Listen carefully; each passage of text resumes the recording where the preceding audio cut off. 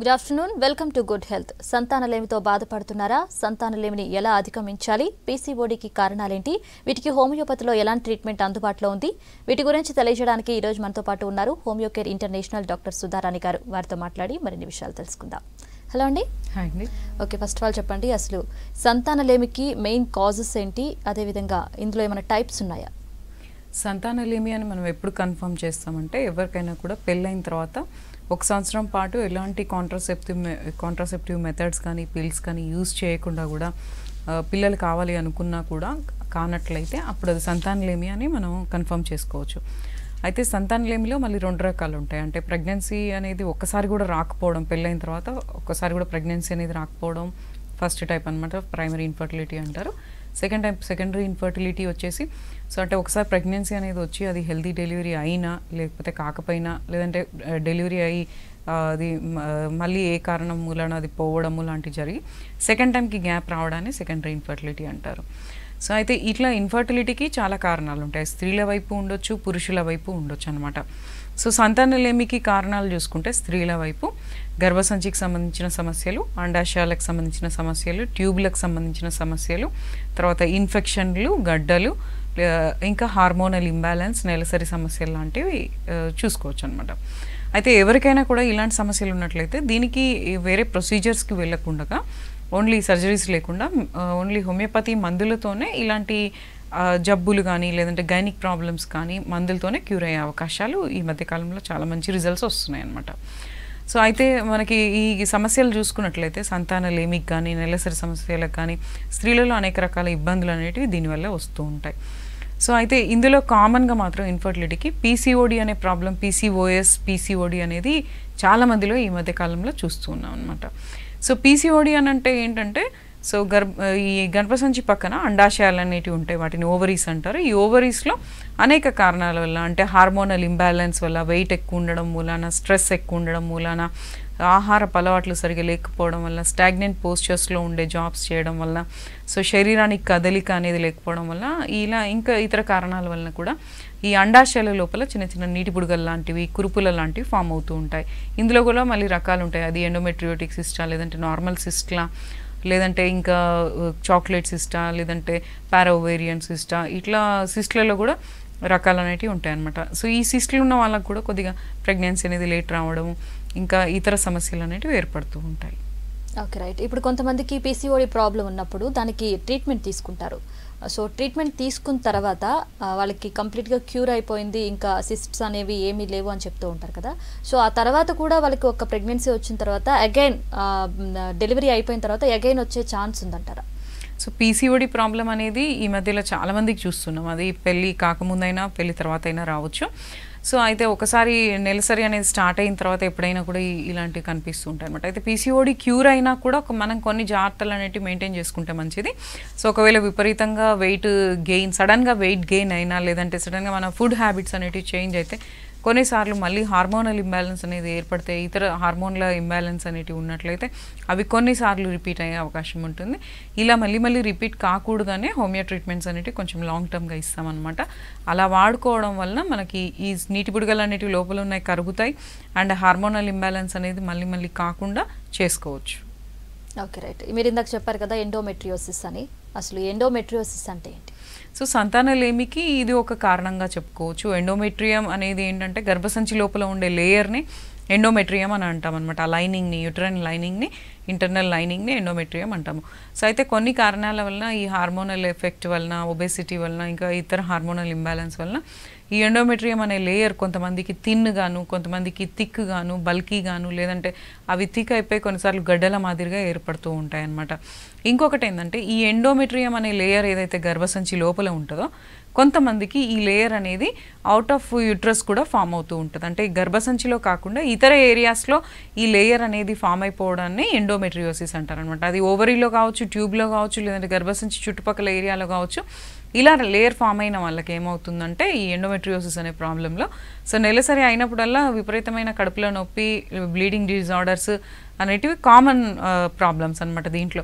So కొంతమందిలో దీనివల్ల ఇంకా సంతానలేమికి కూడా కొంతవరకు దారితీసే అవకాశం ఉంటుంది. కాబట్టి ఇలాంటి లక్షణాలు ఎవరికైనా ఉన్నా, అంటే నెలసరి సమస్యలు ఉన్న, పొత్తి కడుపులో నొప్పి ఉన్న, బ్యాక్ పెయిన్ ఉన్న, మెన్స్ట్రువల్ డిజార్డర్స్ ఉన్నా, లేదంటే హెవీ బ్లీడింగ్ ప్రాబ్లమ్స్ ఉన్నా, సో తరచుగా యూరిన్ వచ్చినట్లు అనిపించిన, ఇలాంటి వాటన్నిటికి కూడా హోమియోలో ట్రీట్మెంట్స్ ఉన్నాయి. ఇవి వాడడం వల్ల ఆ లేయర్స్ అనేటివి, గర్భసంచి లోపల లేయర్స్ అనేటివి థిన్గా ఉన్నా, థిక్గా ఉన్నా, బల్కీగా ఉన్నా, లేదంటే ఏదైనా గడ్డల కిందికి ఫైబ్రాయిడ్స్ లాగా వచ్చినా, లేదంటే పీసీఓడి లాంటివి ఉన్నా కూడా వీటన్నిటికీ ట్రీట్మెంట్స్ ఉన్నాయి. అయితే ఇలా మీకు లక్షణాలు కనిపించిన వాళ్ళకి తీసుకోవాల్సిన జాగ్రత్తలు వచ్చేసి వెయిట్ లాస్ చేసుకోవడం మంచిది. అంటే వెయిట్ మన హైట్ అండ్ ఏజ్ ప్రకారంగా మెయింటైన్ చేసుకోవాలి, శరీరానికి కదలిక ఉండాలి, ఎక్కువ ఫ్రూట్ అండ్ వెజిటబుల్ సలాడ్స్ అనేటివి ఎక్కువ తీసుకోవాలి. Okay, right. ఇప్పుడు మీరు చెప్పారు కదా పీరియడ్ సమయంలో బాగా పెయిన్ వస్తుంటుంది అని.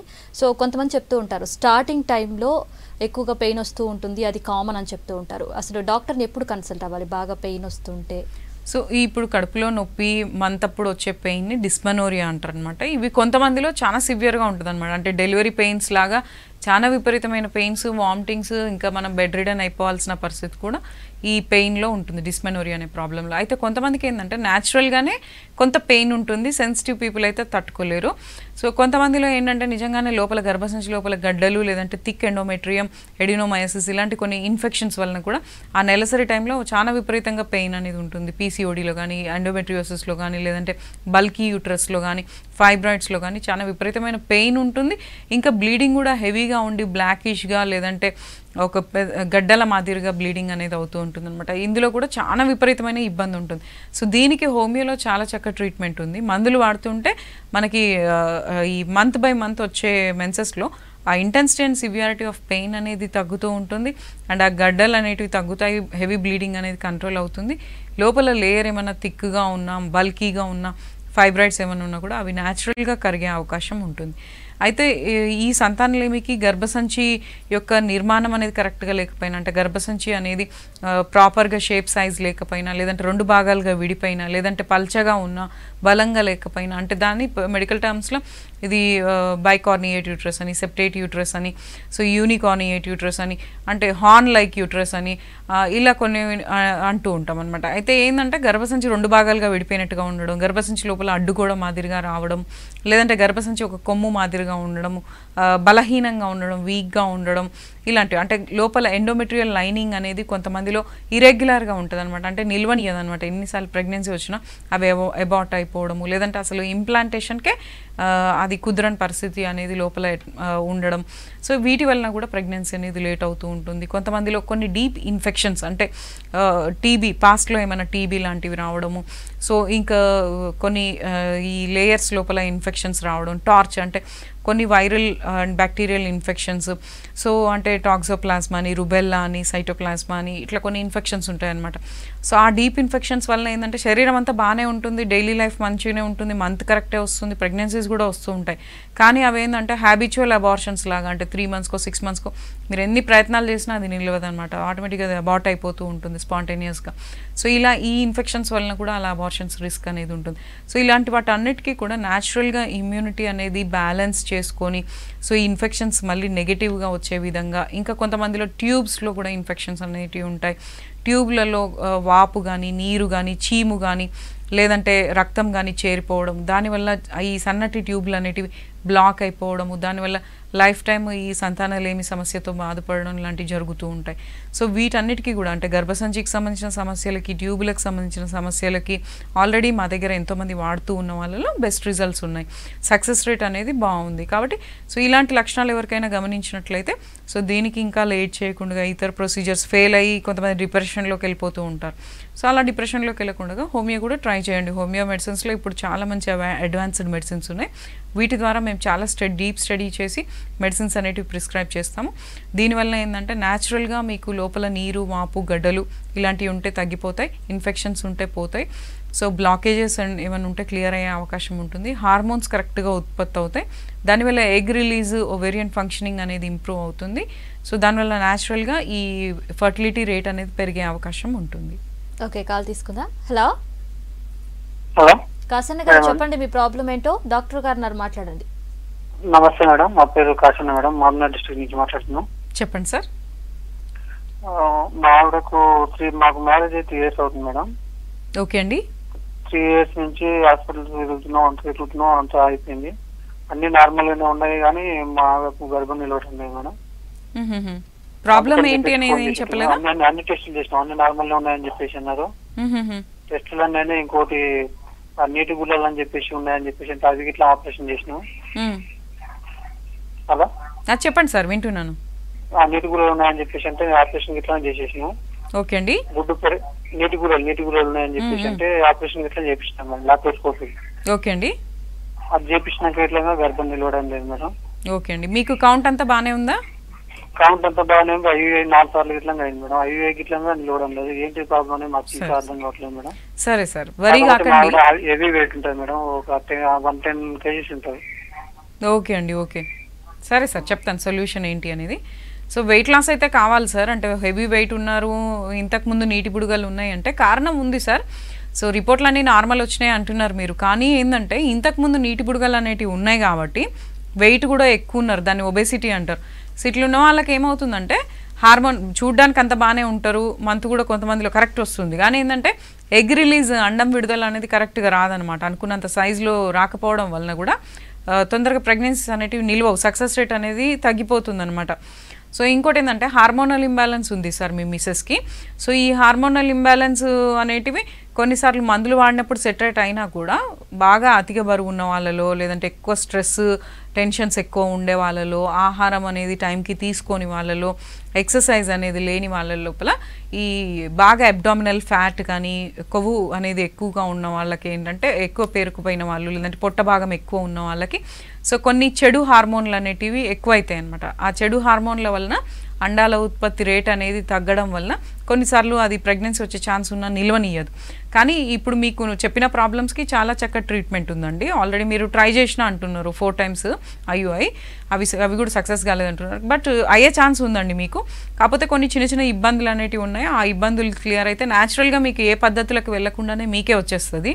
సో వీలుంటే ఒకసారి మీరు ఇద్దరు కలిసి ఆ పాత రిపోర్ట్లన్నీ తీసుకొని కన్సల్ట్ అవ్వండి సార్, వాటిని స్టడీ చేసి మందులు ఇస్తాము.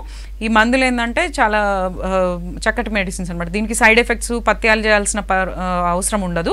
ఓన్లీ మందులు కరెక్ట్గా వాడుకుంటూ మేము చెప్పిన డేట్లలో ట్రై చేసుకుంటూ ఉంటే సో రిపోర్ట్లలో నార్మల్ వస్తుంది అండ్ మీకు సక్సెస్ రేట్ కూడా పెరుగుతుంది. ఓకే, నెక్స్ట్ కాల్ తీసుకుందాం. హలో హలో, పూర్ణ గారు చెప్పండి మీ ప్రాబ్లం ఏంటో. పిల్లలు అవ్వట్లేదు మేడం. పెళ్ళి ఎన్ని సంవత్సరాలు అవుతుందండి? 3 సంవత్సరాలు. ఓకే, ఏమైనా రిపోర్ట్లు చేయించారా మీరు మీ హస్బెండ్? చూపెట్టాం మేడం. ఏం చెప్పారండి? సెప్టమ్ యూట్రస్ ఉందని చెప్పారు. ఇంకేదన్నా ఇబ్బందులు ఉన్నాయా? నెల పీరియడ్స్ ఇన్రెగ్యులర్ మేడం. ట్యూబ్లు క్లియర్ ఉన్నాయండి? ట్యూబ్లు క్లియర్ ఉన్నాయి మేడం. అయితే మీ హస్బెండ్ సైడ్ కౌంట్ అంతా బాగానే ఉందా? బాగానే ఉంది మేడం, 40% బాగానే ఉంది. 40%, ఓకే అండి. సరే అమ్మా, మీకు ఛాన్స్ ఉంది, కాకపోతే కొన్ని సమస్యలు ఉన్నాయి, మీరు చెప్పేదాన్ని బట్టి కొన్ని సమస్యలు ఉన్నాయి. వీలుంటే ఒకసారి కన్సల్ట్ అవ్వండి, ఎందుకంటే మీకు సలహా ఇవ్వగలుగుతా, కానీ ఏంటంటే దానికి మందులు వాడుకుంటేనే మీకు సక్సెస్ రేట్ అనేది పెరుగుతుంది. సో ఒకటేంటంటే మీరు చెప్పిన దాన్ని బట్టి గర్భసంచి లోపల ఒక అడ్డుగోడ మాదిరిగా ఉంది సెప్టమ్ అన్నట్టుగా మీరు చెప్తున్నారు. అవి కొన్నిసార్లు ఏంటంటే ఆ ఎండోమెట్రియం అనే లేయర్ కొద్దిగా ఇరెగ్యులర్గా ఉండడం వలన కూడా ఒక అడ్డుగోడ మాదిరిగా ఫామ్ అవుతూ ఉంటుంది, కొంచెం గడ్డల మాదిరిగా ఫామ్ అవుతూ ఉంటాయి. సో ఇలా ఉన్న వాళ్ళకి ఏంటంటే కొంచెం నిల్వనీయదు, ప్రెగ్నెన్సీ అనేది రానివ్వదు. ఒకవేళ ప్రెగ్నెన్సీ వచ్చినా కూడా అబార్షన్స్ రిస్క్ అనేది ఎక్కువగా ఉంటుంది. ఇంకోటి ఏంటంటే మీకు మేబీ హార్మోనల్ ఇంబ్యాలెన్స్ ఉన్నట్లున్నది, దానివల్ల ఏంటంటే హార్మోనల్ ఇంబ్యాలెన్స్ అనేది ఉన్న వాళ్ళకి మంత్ అనేది కరెక్ట్గా రాదు, 2 monthsకో 3 monthsకో 6 monthsకో అట్లా వస్తూ ఉంటుంది అనమాట. ఇట్లా ఇరెగ్యులర్ పీరియడ్స్ ఉన్న వాళ్ళకి కొద్దిగా సక్సెస్ రేట్ అనేది తగ్గుతుంది. కాబట్టి సమస్య ఉంది, బట్ అవి మందులతో క్లియర్ అవుతుందండి మీ ప్రాబ్లం. వీలుంటే ఒకసారి కన్సల్ట్ అవ్వండి. ఇక మీ హస్బెండ్ సైడ్ కౌంట్ బాగానే ఉందంటున్నారు, కానీ 40% ఉంది, ఇంకొక 20% పెరిగితే మంచిదండి. ఉన్నది కొద్దిగా క్వాలిటీ మొటిలిటీ అనేది పెరిగితే కూడా బాగుంటుంది. కాబట్టి ఇద్దరు కలిపి వాడితే ఈ సక్సెస్ రేట్ అనేది పెరుగుతుంది. వీలుంటే ఒకసారి రిపోర్ట్స్ తీసుకొని కన్సల్ట్ అవ్వండి. నెక్స్ట్ కాల్ తీసుకుందాం. హలో హలో హలో, సుజాత గారు చెప్పండి మీ ప్రాబ్లం ఏంటో.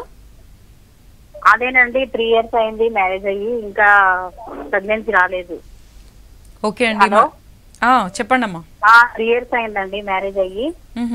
అయితే ఒక 1 year కి ప్రెగ్నెన్సీ వచ్చింది, అబార్షన్ అయింది. అది ఎన్ని మంత్స్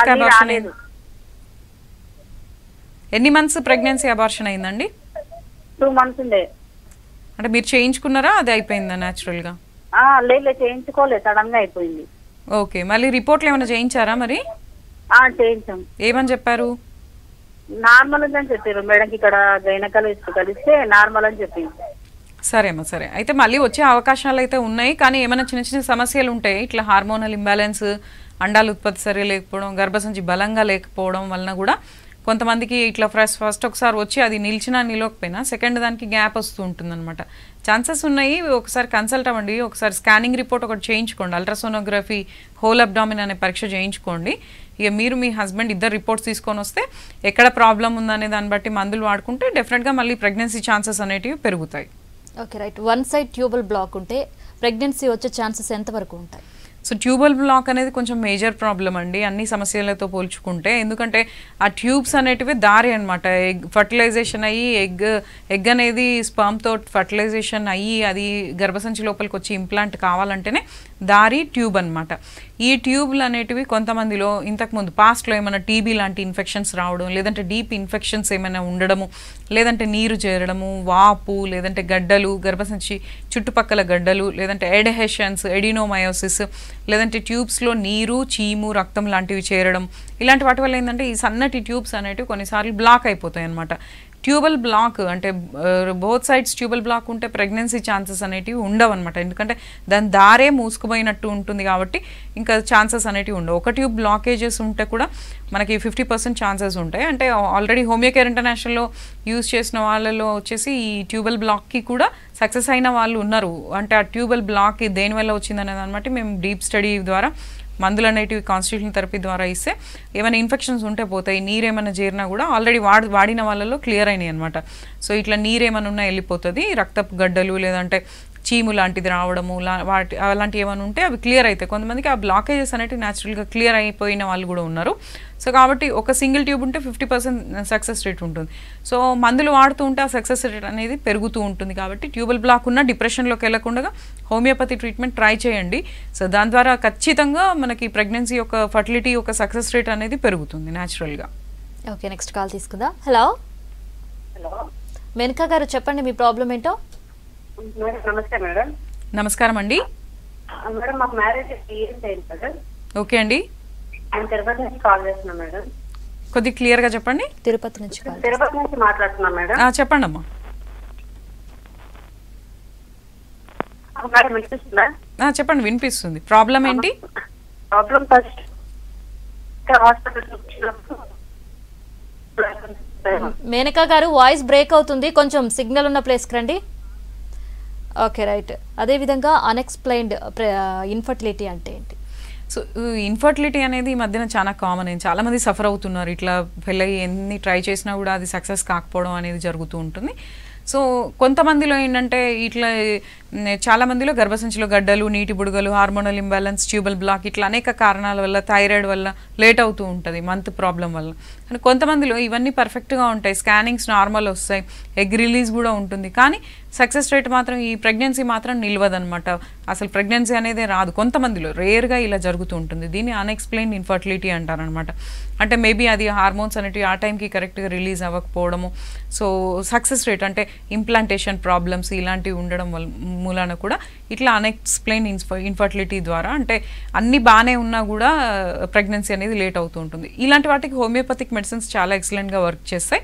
దీనివల్ల ఏంటంటే న్యాచురల్గా గర్భసంచి లోపల ఆ ఇంప్లాంటేషన్ అనేది సక్సెస్ అయ్యే విధంగా, అంటే ఆ గర్భసంచిలో అది పిండాన్ని యాక్సెప్ట్ చేసే కెపాసిటీ అనేది పెరగడం, ఆ లేయర్ అనేది నార్మల్ అవ్వడము, సో ఇంకా హార్మోన్స్ కరెక్ట్గా రిలీజ్ అవ్వడం అనేది మందుల ద్వారా జరుగుతుంది. కాబట్టి సో ఈ అన్ఎక్స్ప్లెయిన్డ్ ఇన్ఫర్టిలిటీ లేదంటే ఇన్ఫర్టిలిటీ ప్రైమరీ అండ్ సెకండరీ ఇన్ఫర్టిలిటీస్కి సక్సెస్ రేట్ హోమియోపతిక్ మెడిసిన్స్ ద్వారా ఉంటుంది. నెక్స్ట్ కాల్ తీసుకుందాం. హలో హలో అర్చన గారు, చెప్పండి మీ ప్రాబ్లం ఏంటో. మేడం నాకు మ్యారేజ్ 2 years అవుతుంది మేడం. ఓకే అండి.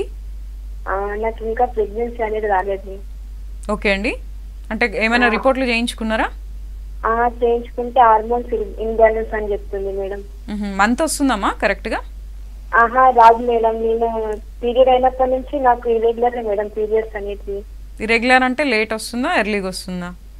లేట్ గానే వస్తుంది మేడం. 6 months అయినా రాదు నాకు ప్రెగ్నెన్సీ. చూపించుకుంటూ వస్తే, చూపించకపోతే రాదు. ప్రాబ్లం అడిగితే హార్మోన్స్ ఇంబ్యాలెన్స్ అని చెప్తుంది. ఓకే అండి. మరి హస్బెండ్ సైడ్ అంతా బాగానే ఉందా? చేయించిరా ఏమైనా రిపోర్ట్స్? అన్ని బాగానే ఉన్నాయి మేడం. ఓకే అమ్మా, వరీగా అవద్దు. దీనికి ట్రీట్మెంట్ ఉంది హోమియో కేర్ ఇంటర్నేషనల్లో. చాలామంది అంటే ఆల్రెడీ వాడుతున్న వాళ్ళలో సక్సెస్ అయినరు చాలామంది. సో ఇట్లనే పీసీఓడి ప్రాబ్లం వలన, హార్మోనల్ ఇంబ్యాలెన్స్ వలన కొంతమందిలో చాలా విపరీతంగా ఉంటుంది ఈ ప్రాబ్లం. ఎట్లుంటుందంటే పీసీఓడిలో మైల్డ్ కేసెస్ ఉంటాయి, చాలా సివియర్ కేసెస్ కూడా ఉంటాయి అనమాట. అవి కొంతమందికి ఏంటంటే మందు వాడితేనే మంత్ వస్తుంది, లేకపోతే మీరు 6 నెలలైనా, సంవత్సరమైనా, 2 సంవత్సరాలైనా మంత్ అనేది రాదనమాట. సో ఏంటంటే ఈ నీటి బుడగల సమస్య ఉన్న వాళ్ళకి, హార్మోనల్ ఇంబ్యాలెన్స్ అంటే నెలసరి రావడానికి, ఆగిపోవడానికి, నెల తర్వాత అండాల ఉత్పత్తికి, అండాల సైజ్ పెరగడానికి, రిలీజ్ అవ్వడానికి, ఇట్లా ఈస్ట్రోజన్, ప్రొజెస్ట్రాన్, ఎఫ్ఎస్హెచ్, ఎల్హెచ్ అనే హార్మోన్స్ ఏవైతే ఉంటాయో సో వాటి ఇంబ్యాలెన్స్ అనేది ఏర్పడడం మూలాన, వెయిట్ ఎక్కువ ఉండడం మూలాన, ఆహారం సరిగా తీసుకొని వాళ్ళకి, ఇట్లా స్ట్రెస్ ఎక్కువ ఉన్న వాళ్ళకి, ఎక్సర్సైజ్ లేని వాళ్ళకి ఈ హార్మోనల్ ఇంబ్యాలెన్స్ ఇంకా ఎక్కువ అవుతుందన్నమాట. సో దానివల్ల ఏంటంటే మంత్ అనేది కరెక్ట్గా రాదు, అండాల ఉత్పత్తి కరెక్ట్గా ఉండదు, దానివల్ల లేట్ అవుతూ ఉంటుంది. సో ఇంకా మీది మ్యారీడ్ లైఫ్ 2 ఇయర్సే కాబట్టి ఇంకా లేట్ చేయకుండా ప్రాబ్లమ్స్ పెరిగిపోతాయి వెయిట్ చేస్తూ ఉంటే, మనం కేర్ తీసుకోకపోతే. దీనికి ట్రీట్మెంట్ ఉంది కాబట్టి ఒకసారి అల్ట్రాసోనోగ్రఫీ, హోల్ అబ్డామిన్ పరీక్ష, స్కానింగ్ చేయించుకోండి. లేదు అనంటే డైరెక్ట్గా వచ్చేసేయండి, మీకు ఎగ్జామినేషన్ చేసి సో ఆ టెస్ట్లు చేయించి మందులు అనేటివి వాడుకుంటే కొద్ది నెలల్లో మనకు సక్సెస్ రేట్ అనేది పెరుగుతుంది. నెక్స్ట్ కాల్ తీసుకుందాం. హలో, నమస్తే మేడం. నమస్తే భాస్కర్ గారు, చెప్పండి మీ ప్రాబ్లం ఏంటో. మాకు 4 ఇయర్స్ అవుతుంది మేడం, మాకు పిల్లలు కావట్లేదు. ఓకే సార్, మరి మీ మిస్సెస్కి ఏమైనా మీకు అంత రిపోర్ట్లు ఏమైనా చేయించుకున్నారా?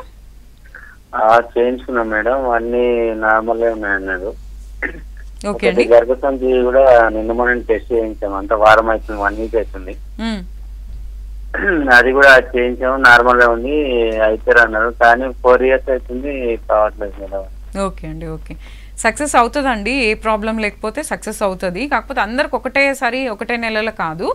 సో కొంచెం అంటే హార్మోన్స్ అనేటివి కరెక్ట్గా ఉంటే కొద్దిగా ఏదో ఒక నెల నిలుస్తుంది. కాకపోతే దానికి మీకు 4 ఇయర్స్ అయింది, డిలే అయింది కాబట్టి ఇంకా లేట్ చేయకుండా, రిస్క్ తీసుకోకుండా మందులతో ట్రై చేయండి, ఖచ్చితంగా సక్సెస్ అవుతుంది. అయితే కారణాలు లేవు అని మనకి బయటికి చూడడానికి అంతా బాగానే ఉన్నా కూడా కొన్నిసార్లు ఏంటంటే ఇంతకుముందు నేను చెప్పినట్లుగానే అన్ఎక్స్ప్లెయిన్డ్ ఇన్ఫర్టిలిటీ, లేదంటే హార్మోనల్ ఇంబ్యాలెన్స్, అలాంటి వాటిలో ఏంటంటే స్త్రీల లోపల మంత్ కరెక్ట్ ఉంటుంది కానీ అండాల ఉత్పత్తి అనేది సరిగా కాకపోతే కూడా లేట్ అవుతుంది. గర్భసంచి బలంగా లేకపోతే కూడా లేట్ అవుతుంది. గర్భసంచి లోపల ఉండే లేయర్ అనేది కరెక్ట్గా లేకపోయినా ఇవన్నీ బయటికి కనిపించవు కాబట్టి మనకు తెలియదు, బాగుందని అనుకుంటాం. సో కాబట్టి ఒక స్కానింగ్లో మనకి అవన్నీ తెలుస్తాయి. సో వీలుంటే మీ రిపోర్ట్లన్నీ తీసుకొని రండి సార్, వీటన్నిటికీ ట్రీట్మెంట్స్ అవైలబుల్గా ఉన్నాయి. మందులు వాడుకుంటే ఇక వేరే పద్ధతులకు వెళ్ళకుండా న్యాచురల్గా మీకే సక్సెస్ రేట్ అనేది పెరుగుతుంది. Okay, right. అలాగే ఫైబ్రాయిడ్స్ అంటే ఏమిటి? ఒకవేళ దీనివల్ల ఒక్కొక్కసారి యూట్రస్ కూడా తీసేస్తారు అని చెప్తూ ఉంటారు, ఇది ఎంతవరకు నిజం? సో ఫైబ్రాయిడ్స్లో కూడా చాలా ఇబ్బందికరంగా ఉంటుందన్నమాట. ఈ గర్భసంచి లోపల గడ్డలనే ఫైబ్రాయిడ్స్ అంటారు. సో ఇందులో మన గర్భసంచి లోపల ఉండే లేయర్స్, 3 లేయర్స్ ఏవైతే ఉన్నాయో ఆ లేయర్స్లో ఏ లేయర్లో వచ్చిందనే దాన్ని బట్టి దాని తీవ్రత అనేది ఉంటుందన్నమాట. ఈ ఫైబ్రాయిడ్స్లో వచ్చేసి అవి గడ్డ సైజ్ అనేది పెరుగుతున్న కొద్దీ మంత్ అప్పుడు చాలా విపరీతమైన నొప్పి, డెలివరీ పెయిన్స్ లాగా నొప్పి రావడము, పొత్తి కడుపంతా నొప్పి, యూరిన్ తరచుగా వచ్చినట్లుగా ఉండడం, నార్మల్ పర్సన్స్లో కూడా, నార్మల్ టైంలో కూడా పదే పదే యూరిన్ వచ్చినట్టుగా ఉండడం, యూరిన్ కంట్రోల్ కాకపోవడం, దగ్గినా తుమ్మినా యూరిన్ పడిపోవడం, కడుపు అనేది ముందుకు ఉబ్బినట్టుగా ఉండడం, తర్వాత మంత్ అప్పుడు చాలా విపరీతమైన బ్లీడింగ్, గడ్డల కింద పెద్ద పెద్ద క్లాట్స్ అనేటివి పడడం జరుగుతూ ఉంటుంది. కొన్నిసార్లు ఆ గడ్డలలో బినైన్ అండ్ మ్యాలిగ్నెంట్ ట్యూమర్స్ అనేటివి ఉంటాయి అనమాట. అంటే నార్మల్ గడ్డల వల్ల ఇబ్బంది ఉంటుంది కానీ ప్రాణహాని అనేది ఉండదు. కానీ ఇంకో రకం గడ్డలు మ్యాలిగ్నెంట్ ట్యూమర్స్లో వచ్చేసి అవి క్యాన్సర్ గడ్డల కిందకి కూడా మారే అవకాశం ఉంటుంది. కాబట్టి సో ఏవి రిస్క్ తీసుకోవద్దు, అన్నిటికీ మెడిసిన్స్ ఉన్నాయి. ఫస్ట్ స్టేజెస్లోనే మనకి బ్లీడింగ్ డిజార్డర్స్, లేదంటే పొత్తి కడుపులో నొప్పి, యూరిన్ తరచుగా రావడం, వచ్చినట్టుగా అనిపించడం, కంట్రోల్ లేకపోవడం, సో తర్వాత క్లాట్స్ లాగా పడడం, ఇరెగ్యులర్ పీరియడ్స్, ఇలాంటి ఫైబ్రాయిడ్స్ అని తెలిసింది అని అంటే దీనికి ఫస్ట్ తెలిసిన వెంటనే సర్జరీస్కి వెళ్ళకుండా, ఎందుకంటే సర్జరీ తర్వాత గర్భసంచి అనేది లేదు అంటే ఒక పార్ట్ కోల్పోయినట్టే, ఇంకా కొన్ని షాక్ లాగా అయిపోతుంది అనమాట బాడీకి. దానివల్ల కూడా దాని తర్వాత కూడా బాగా వీక్ అయిపోవడం, బాడీ వీక్ అయిపోవడం, హాట్ ఫ్లషెస్ లాగా రావడం, చల్లటి చెమటలాగా రావడం, రోజుకి నొప్పులు ఎక్కువైపోవడం ఇలాంటివి జరుగుతుంటాయి. కాబట్టి సో దీనికి ట్రీట్మెంట్ ఉంది, న్యాచురల్గా మందులతోనే కరిగించుకునే ట్రీట్మెంట్ ఉంది. కాబట్టి సో ఫస్ట్ మీరు ఏంటంటే సర్జరీకి వెళ్ళకుండా ఫస్ట్ హోమియో ట్రై చేయండి. ఎందుకంటే హోమియో ద్వారా చాలామందికి ఫైబ్రాయిడ్స్ తగ్గుతున్నాయి కాబట్టి సో ఇవి ట్రై చేయండి. ఇంకోటి ఏంటంటే దీనికి తోడు కొద్దిగా మనం తీసుకునే ఆహారంలో కొద్దిగా మాంసాహారం తగ్గించుకొని పండ్లు, కూరగాయలు, ఆకుకూరలు ఇలాంటివి బాగా తీసుకొని రైస్ తగ్గించి, సాల్ట్ తగ్గించి, స్వీట్ తగ్గించి, కూల్ డ్రింక్స్ తగ్గించి, సో కొంచెం షుగర్స్ యాడెడ్ అన్నీ కూడా జంక్ ఫుడ్, బేకరీ ఐటమ్స్ ఇలాంటివి కొంచెం తగ్గించి మనం రెగ్యులర్ ఎక్సర్సైజ్ అనేది చేసుకుంటూ హోమియో ట్రీట్మెంట్ కనుక యూజ్ చేస్తే ఎలాంటి సర్జరీస్ లేకుండా కూడా ఈ ఫైబ్రాయిడ్స్కి, పీసీఓడీస్కి అండ్ ఇన్ఫెక్షన్స్కి చాలా మంచి క్యూర్ అనేది ఉంటుంది. Okay, right. హోమియోపతిలో సంతానలేమికి మంచి ట్రీట్మెంట్ ఉంది అని మీరు చెప్తూ ఉన్నారు. Thank you so much. ఇది ఇవాల్టి good health. Keep watching V6 news.